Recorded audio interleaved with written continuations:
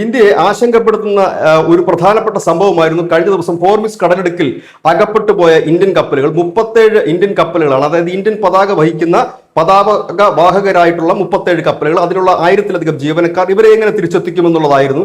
കാരണം ഇറാൻ ഹോർമിസ് കടലിടുക്ക് അടച്ചുപൂട്ടി, ഒപ്പം തന്നെ വരുന്ന കപ്പലുകൾക്ക് നേരെ ആക്രമണവും അഴിച്ചുവിട്ടു. കഴിഞ്ഞ ദിവസം ഇറാൻ പറഞ്ഞൊരു കാര്യം, ചൈനയുടെ കപ്പലുകൾക്ക് തടസ്സമൊന്നും ഉണ്ടാകില്ല വരുന്നതിനും പോകുന്നതിനും ഒക്കെ എന്നാണ്. ഇപ്പോൾ പക്ഷേ ഇറാന്റെ റവല്യൂഷണറി ഗാർഡ് കോർപ്സ് പുതിയൊരു പ്രസ്താവന ഇറക്കിയിട്ടുണ്ട്.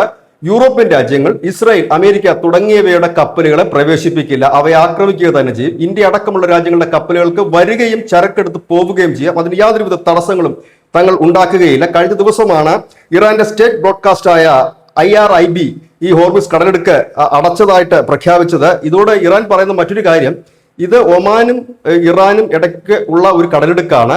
ഈ കടലിടുക്കിന്റെ ഇതുവഴി പോകുന്ന കപ്പലുകളെ നിയന്ത്രിക്കാനുള്ള അധികാരം ഇറാനുണ്ട്. അതുകൊണ്ട് തന്നെ ഇതുവഴി വരുന്ന ഈ യൂറോപ്യൻ രാജ്യങ്ങളുടെയും അമേരിക്കയുടെയും ഇസ്രായേലിന്റെയും ഒക്കെ കപ്പലുകൾ തങ്ങൾ ആക്രമിക്കുക തന്നെ ചെയ്യും. മറ്റ് കപ്പലുകൾക്ക് അത് ബാധകമാകില്ല എന്നുകൂടി പറയുന്നു. ഇതോടുകൂടി ചൈനയ്ക്കൊപ്പം തന്നെ ഇന്ത്യയും ഇറാൻ ചേർത്ത് നിർത്തുന്ന ഒരു കാഴ്ചയാണ്. നമ്മളെ സംബന്ധിച്ച് ഈ കുടുങ്ങിപ്പോയ 37 കപ്പലുകൾ അത് തിരിച്ചെത്തിക്കുക, അതിലുള്ള ജീവനക്കാരെ തിരിച്ചെത്തിക്കുക എന്ന ഉള്ള ഒരു വലിയ ദൗത്യത്തിൽ നയതന്ത്രമായ നീക്കങ്ങൾ നടക്കുന്ന ഒരു സമയം കൂടിയാണ്. ഇതിനിടയിലാണ് കഴിഞ്ഞ ദിവസം ഇറാന്റെ ഡെപ്യൂട്ടി വിദേശകാര്യമന്ത്രി ഇന്ത്യ സന്ദർശിക്കുകയും മറ്റും ചെയ്തിരുന്നു. ഇവിടെ ഖമേനിക്ക് അനുശോചനം മറ്റും ഇന്ത്യ രേഖപ്പെടുത്തുന്ന ഒരു നിലയിലേക്കും കാര്യങ്ങൾ എത്തിയിരുന്നു. അതായത് വ്യത്യസ്തമായ നയതന്ത്ര ബന്ധങ്ങളിലൂടെ, വ്യത്യസ്തമായ തലങ്ങളിലൂടെ ഇന്ത്യക്കും ഇന്ത്യക്കാർക്കും ഗുണകരമാകുന്ന രീതിയിലാണ് കേന്ദ്രം മുൻപോട്ട് പോകുന്നത്. ഇതിൽ നിന്ന് തന്നെ വ്യക്തമാണ്. ഒരു പക്ഷം പിടിക്കാതെ തന്നെ, എന്നാൽ എല്ലാ പക്ഷത്തിനും സ്വീകാര്യമായിട്ടുള്ള ചില നിലപാടുകൾക്ക് ഒപ്പം നിന്നുകൊണ്ടാണ് ഇന്ത്യ ഇത് സാധ്യമാക്കുന്നത്. ഏതായാലും ഇറാന്റെ ഒരു വലിയ പ്രസ്താവന എന്ന് തന്നെ പറയേണ്ടി വരും. കാരണം ഹോർമിസ് കടലിടുക്കിൽ കാര്യങ്ങൾ നിശ്ചയിക്കുന്നത് ഇറാൻ തന്നെയാണ്. അതിൽ വേറൊരു രാജ്യത്തിനും ഒന്നും തന്നെ തൽക്കാലം ചെയ്യാനില്ല. ഭാവിയിൽ എന്താകുമെന്ന് അറിയില്ല.